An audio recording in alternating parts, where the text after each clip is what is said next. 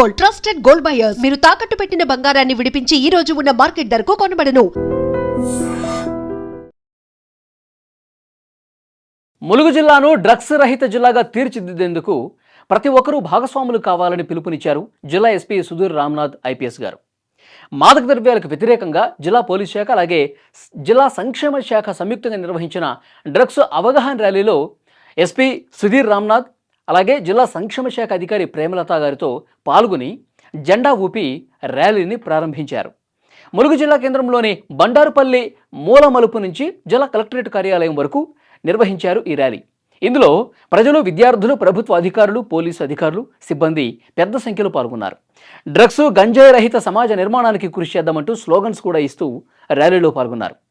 ఈ సందర్భంగా జిల్లా ఎస్పీ మాట్లాడుతూ మాదక ద్రవ్యాలు యువత భవిష్యత్తును, కుటుంబాలను నాశనం చేస్తున్నాయని ఆందోళన వ్యక్తం చేశారు. డ్రగ్స్ నిర్మూలనలో ప్రజలు భాగస్వామ్యం అత్యంత కీలకమని, ప్రతి ఒక్కరూ బాధ్యతతో ముందుకు రావాలని ఆయన పిలుపునిచ్చారు.